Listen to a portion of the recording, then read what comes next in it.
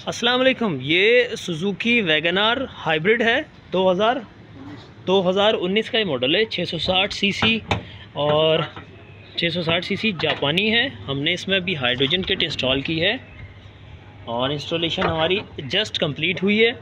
तो 660 सीसी हो या इससे बड़ा इंजन हो, एचएचओ लगाने का फ़ायदा है। और एचएचओ से फ़ायदा ये होगा इंजन को कि जो फ्यूल बर्न हो रहा था 40% वो एचएचओ की प्रेजेंट में ये हो जाएगा, कोई 70-80% तक फ्यूल बर्न होना शुरू हो जाएगा। और जब फ्यूल मुकम्मल बर्न होगा तो इससे कार्बन नहीं बनता, तो इंजन का जो कार्बन है वो भी साफ़ हो जाएगा और साथ ही जो है मज़ीद कार्बन इसके अंदर जो जमने से रुक जाएगा।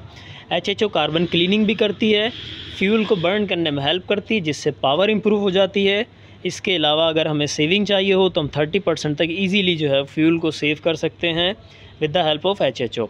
इंजन ऑयल पे इसका इफ़ेक्ट ये पड़ता है कि इंजन ऑयल जो है वो तकरीबन डबल तक चलता है कुछ ईयर से के अंदर। जब कार्बन नहीं बनता तो इंजन जो है वो कार्बन फ्री रहता है और इंजन का ऑयल जो है वो भी ईज़िली डबल तक चल जाता है। ठीक है जी, किट हमने डिग्गी में रख दी है। अब मैं आपको किट दिखाता हूँ गाड़ी स्टार्ट करके। जी, वैगनार हाइब्रिड। ठीक है जी, हमने जो किट रखी है वो यहाँ रख दी है एक साइड में। इसमें चूँकि गाड़ी के अंदर डिग्गी जो है ऑलरेडी छोटी है, तो हमने जो किट बनाई है वो छोटी सी है, थोड़ी सी जगह लेती है, बहुत ज़्यादा जगह नहीं लेती। डिस्टिल वाटर रिफ़िल होगा इस बोतल में और इसके अलावा यहाँ पर इस नॉब से इस बबलर के अंदर भी। ठीक है जी है। और जो हमारा लेवल है, वाटर लेवल जो हम डालेंगे वो यहाँ से नज़र आएगा, हाई और लो। ये जल्दी जो है वो उसको रिफ़िल नहीं करना पड़ता। कोई 350-400 किलोमीटर के बाद इसमें पानी जो है वो डालने की ज़रूरत पड़ती है।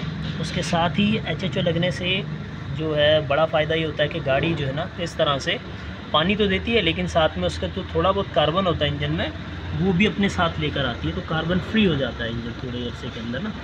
तो आहिस्ता आहिस्ता कार्बन के साथ साथ ये और पानी के साथ साथ सारा कार्बन है। ठीक है जी, सही है। तो जैसे ही ज़रा स्टार्ट करेंगे तो पानी और ज़्यादा आता है। ये सारा पानी इसी का है। इसके अलावा भी जो है वो हल्की हल्की भाप आती हुई फील हो रही है। ठीक है, यानी फ्यूल मुकम्मल बर्न हो रहा है। जब भी पेट्रोल मुकम्मल बर्न होगा तो इसी तरह से गाड़ी जो है वो वाटर ड्रॉपिंग भी करेगी और स्मेल भी जो है वो बिल्कुल ख़त्म हो जाएगी। लास्ट हमने जो चीज़ लगाई है वो एक और ये है हमारी EFI इन्हांसर, जो कि हमने यहाँ लगाया है। इसको हम 1 पे इसको जो है ना ऑन कर देंगे। ये हमारा बटन आ गया, 1 पे हमने इसको ऑन किया और इसकी सेटिंग अभी जो है वो 1 पे ज़्यादा अच्छी है। ठीक है जी, तो हमने इसको 1 पे कर दिया। जितना ज़्यादा आगे लेकर जाएंगे फ्यूल जो है वो मज़ीद कम होगा।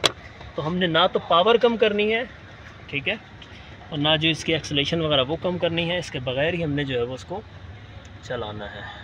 तो इस वक्त इसका ECU रीसेट हो गया है, तो आई थिंक